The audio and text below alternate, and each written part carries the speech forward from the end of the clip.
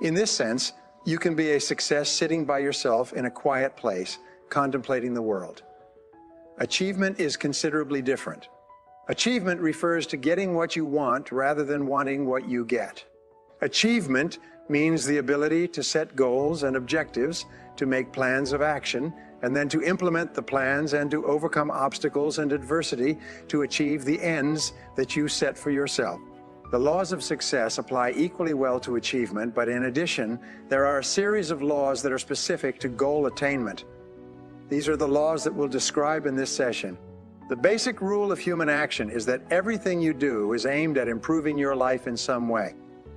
Every action of yours is guided by purpose and intention of some kind, whether clear or unclear. The remarkable thing about your mind and your abilities is that you always seem to achieve the goals that you set for yourself. If your goal is a small one, for example, to get home at night and watch television, you'll certainly achieve it. If your goal is a large one, to achieve financial success, prosperity, and prestige among the people you live and work with, you'll achieve that as well. Your mind contains a cybernetic goal, seeking function.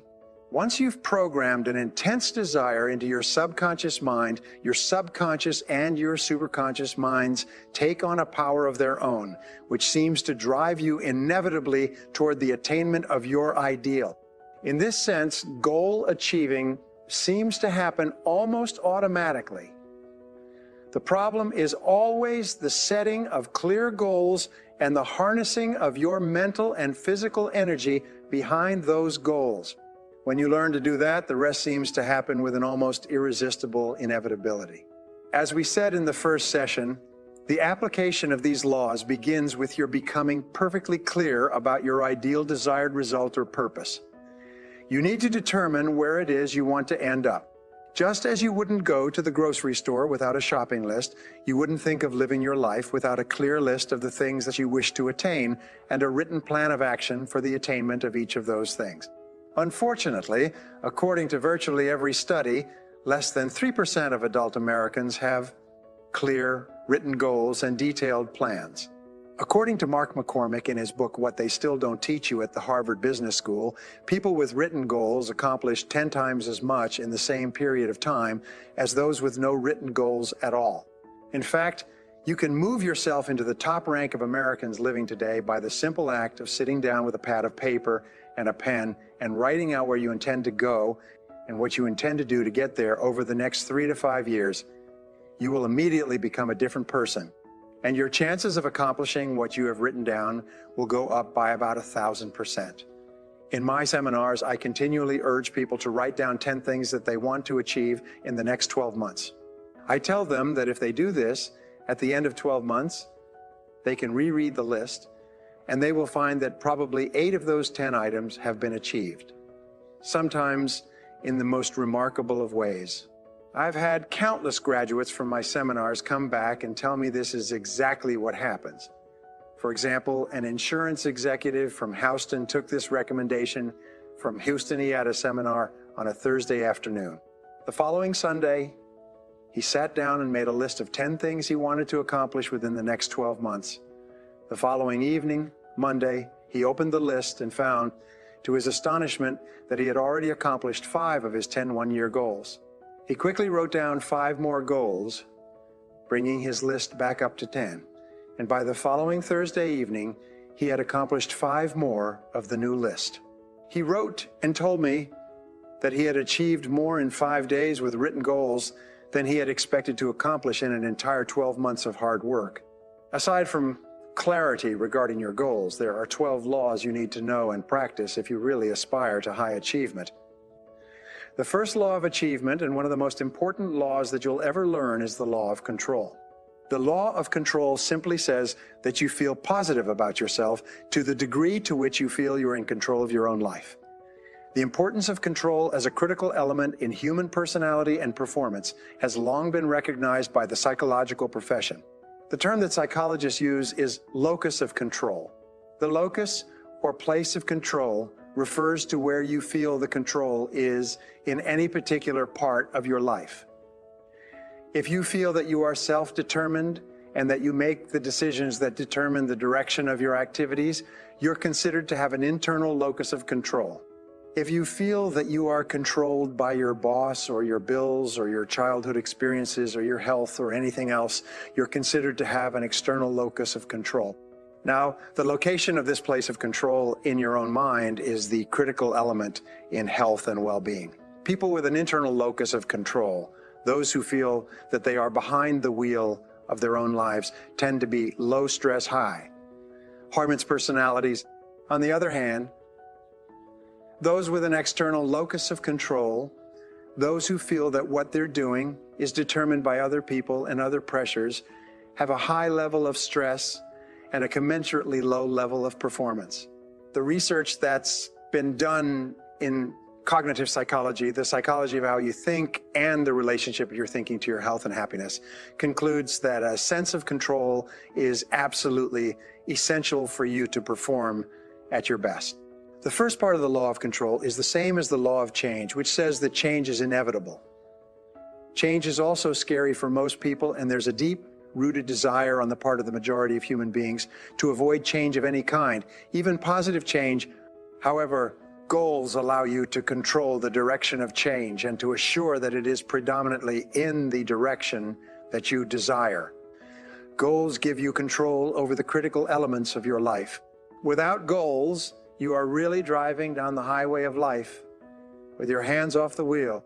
The second part of the law of control is that controlled change tends to lead inevitably to greater achievement than uncontrolled change.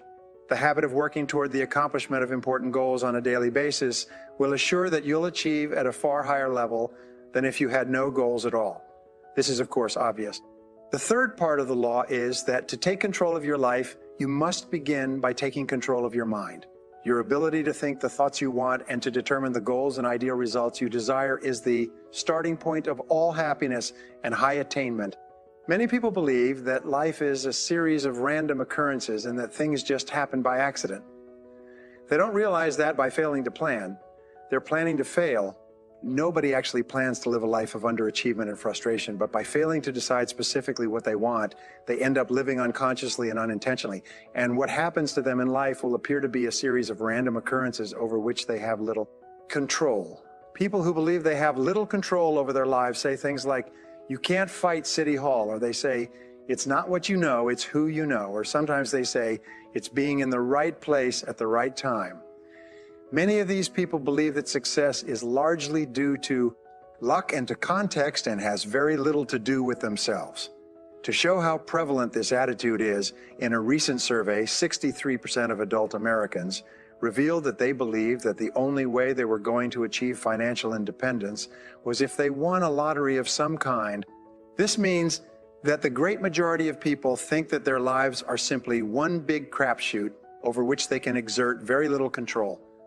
They are living by failing to plan, and they're planning to fail. People who live by this philosophy, which is in violation of and contrary to the law of cause and effect and the law of control, have a perceived lack of control. Therefore, they experience negativity, pessimism, helplessness, and a feeling of being a victim in the great game of life. People who are failing to plan their lives have a tendency to blame others for their problems, to continually make excuses, to perform well below their potentials, and to indulge in forms of escapism such as endless television watching or alcohol or drugs and aimless socializing.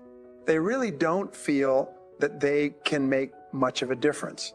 The wonderful thing about goals is that the very act of setting goals enables you to escape from the clutches of randomness and put yourself squarely under the law of control and cause and effect. The setting of goals gives you a feeling of power, purpose, and forward direction.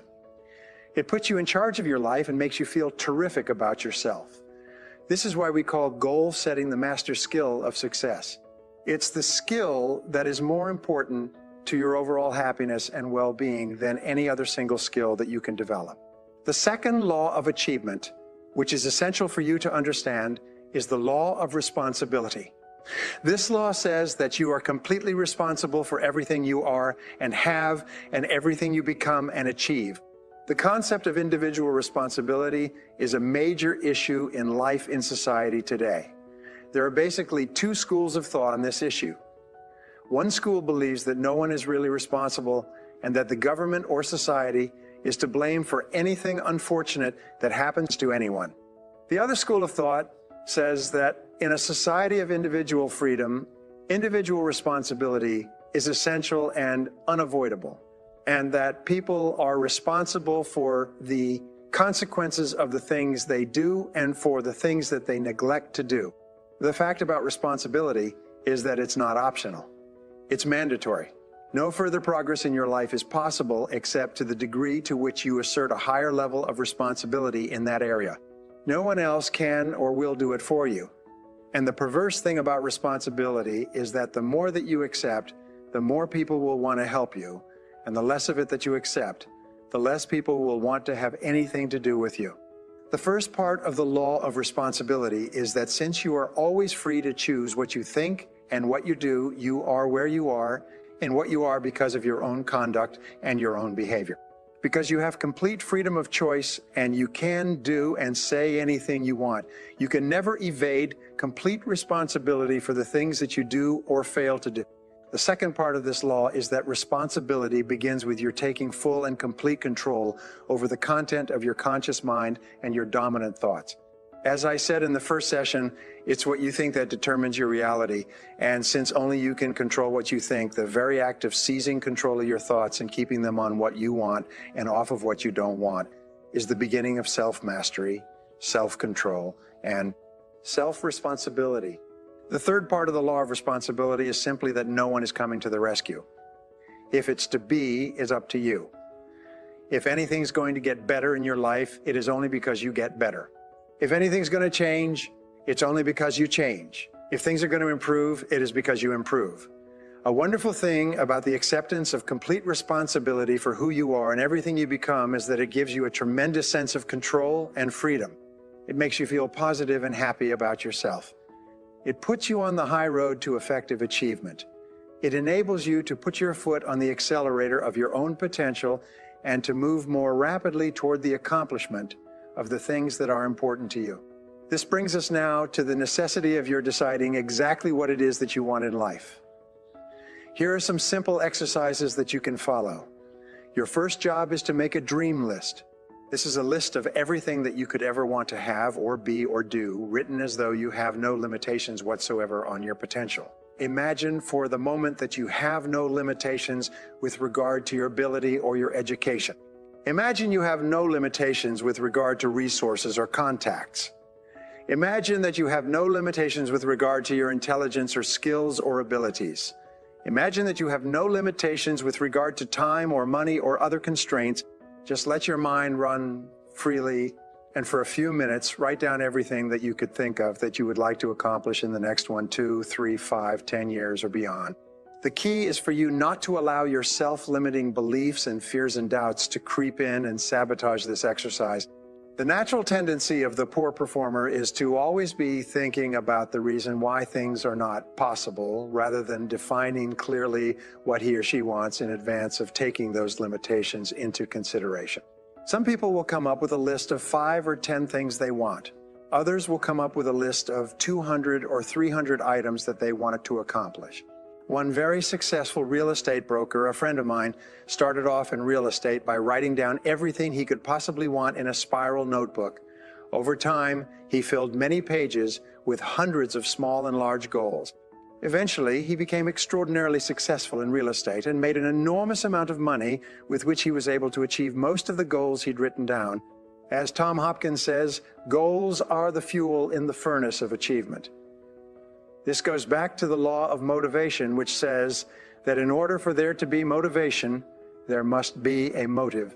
It takes us back to the fact that 85% of your motivation is determined by the consequences that you anticipate or the things that you hope to achieve as a result of engaging in certain actions and behaviors.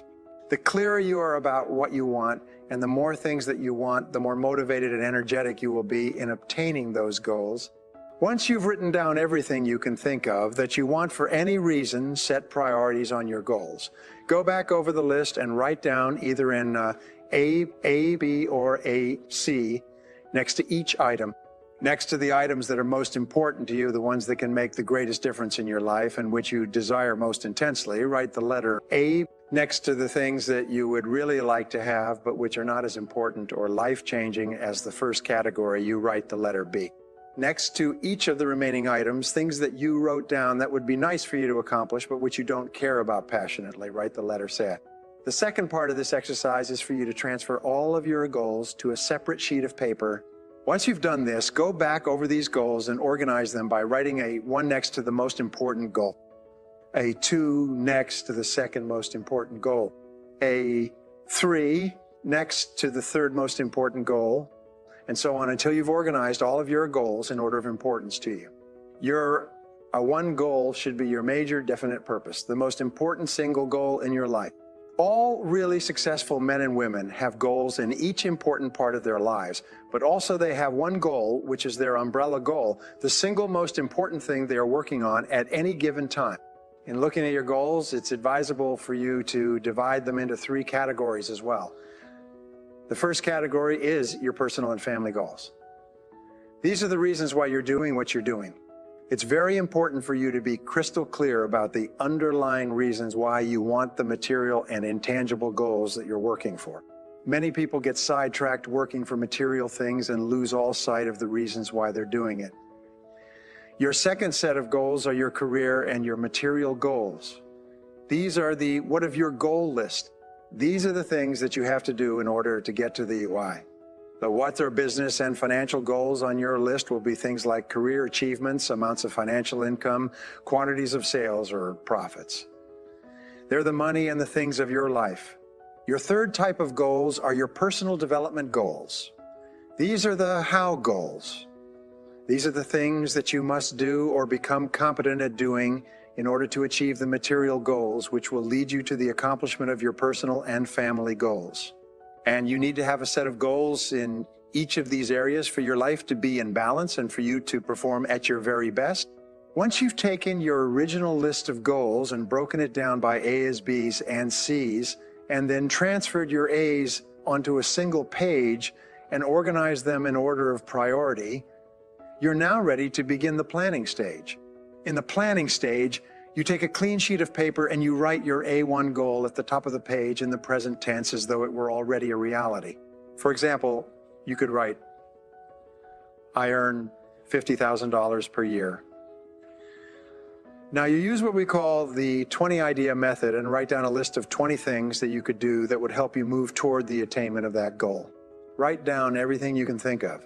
For example, you could write down, I could work harder and smarter in my current field and increase my productivity and income. You could also write down, I could upgrade my skills so that the value of my work was higher in the same period of time. Or you could write something completely different, such as, I could change my career or company completely and start at a different job or in a different industry. In any case, write down at least 20 activities that you could engage in to help you achieve your goals. Once you've done that, do the same thing for each of your other goals so that you have a series of goals with a list of 20 activities or more that you could engage in to accomplish each one.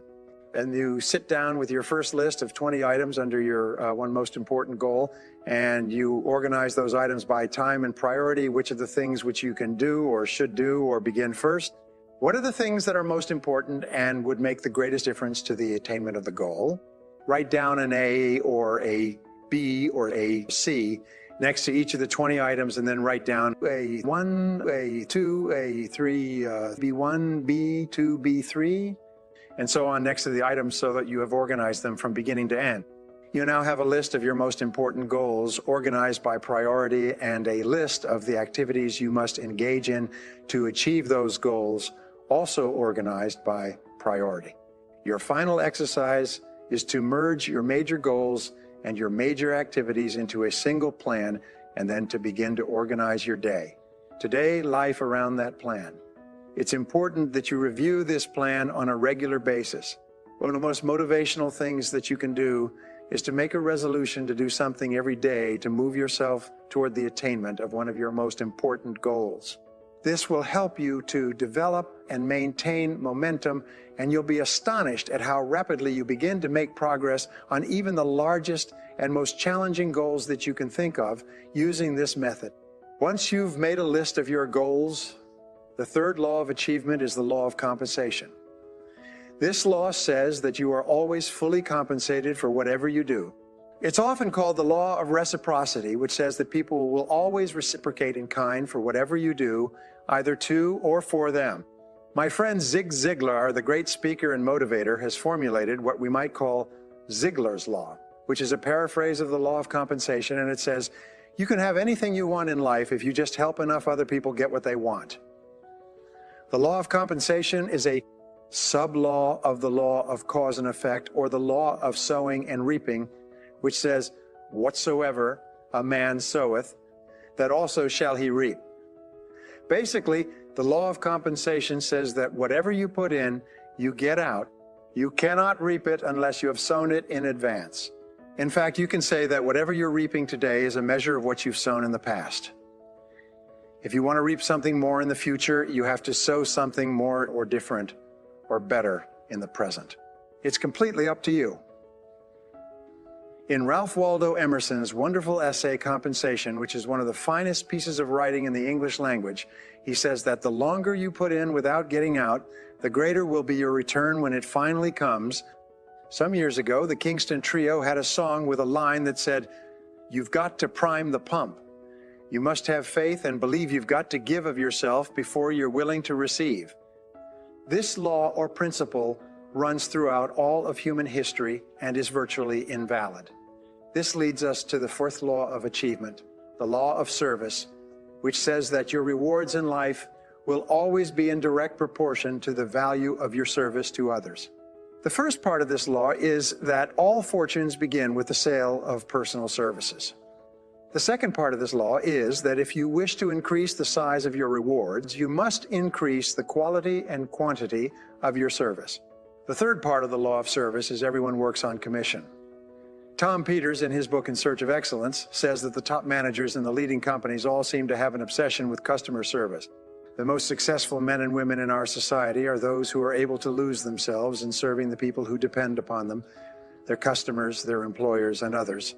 When you combine the laws of compensation and of service, you have the key to obtaining anything that you really want. You'll get out exactly what you put in, and wonderfully enough, you have complete control over what you put in. When you devote yourself completely to serving your customers, your boss, your staff, and the people who purchase or use your products and services, it gives you a tremendous feeling of meaning and purpose. It causes you to feel that you are really making a difference in the world. The fifth law of achievement is the law of applied effort. This law simply says that all things are amenable to hard work. There's nothing that will bring you to the attention of your superiors faster than you're developing a reputation for being a hard worker.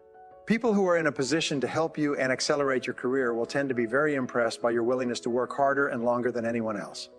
In Dr. Thomas Stanley's study of affluent Americans, almost every one of the self-made millionaires he interviewed told him that their success was due more to hard work than to any other factor. In America, you work 40 hours per week for survival. If all you work is 40 hours, all you get is enough money to survive. You tread water and you basically stay even, but you don't get very far ahead and you never achieve the kind of success that is possible for you. However, every hour over 40 hours that you put in, either on your job or on yourself improving your knowledge and skills, is an investment in your success. You can tell where you're going to be in 3 to 5 years with unerring accuracy by simply looking at the number of hours over 40 that you're working. Each week, the average work week for both executives and small business owners in America is approximately 58 to 59 hours. Many successful men and women find themselves working 70 and even 80 hours a week during the critical formative stages of their careers. In addition to the law of applied effort is that all great success is preceded by a long period of hard work in a single direction toward a clearly defined purpose. You need to continually ask yourself, what am I trying to do? And how am I trying to do it? It's not enough just to work hard or to work long hours. You must be working on high value, added tasks and activities toward the accomplishment of meaningful and important goals. A second part of this law is that the harder you work, the luckier you get. It seems that your ability to work hard will open up the Red Sea of opportunity for you and will bring to your assistance all manner of people and resources that you could not have imagined would come your way. The third part of the law of applied effort is that to achieve more than the average, you must work longer and harder than the average. This is simply a way of restating the fact that you can only take more out of life if you're putting more into life, and the more you put in, the more you'll get out. The law of cause and effect is absolute. You will invariably reap what you sow, and if you sow more, you'll eventually reap more. The sixth law of achievement is the law of overcompensation. This is a companion law to the law of applied effort, and it simply says that you must be continually looking for opportunities to go beyond the requirements of your job. Napoleon Hill, perhaps the foremost researcher on success in the first half of the 20th century, concluded that one of the keys to great success in America was the willingness to go the extra mile. He wrote that because of this principle, your future potential is unlimited because there's no restriction whatsoever on the extra things that you can do to add greater value to your work. You can go the extra mile in everything that you do, every day and in every way. You can always be looking for opportunities to exceed expectations. Earl Nightingale advised that you should always put in more than you take out, or you'll never take out more than you're getting right now. The only way that you can be paid more is by putting greater value into your work and achieving greater results. Another way of stating the law of overcompensation is that you must always do more than you're paid for if you ever want to be paid for more than you're doing. A young woman who is working as a secretary for a large company in Florida came to me at a seminar recently and told me her story. She said that she'd listened to one of my audio tapes, and as a result, she had set a goal to increase her income by 50%. In her heart, she said she didn't really believe it was possible because of the salary structure in her company. Nonetheless, she went to work to increase the value of her service to her boss. She applied the law of overcompensation to everything she did.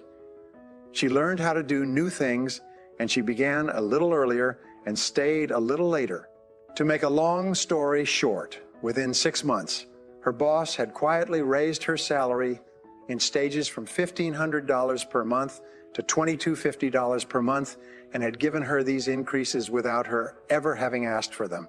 All she did was to concentrate on seeking out ways to work harder and smarter and to serve her boss better with the things he needed. He automatically increased her pay because he recognized how much she had increased her value to him. The remarkable thing is this. She worked up to the age of 25 to get her salary up to $1,500 per month. In just 6 months, however, by applying these principles, she increased her salary by 50%, and so can you. It is simply a matter of applying these laws to your work on a daily basis.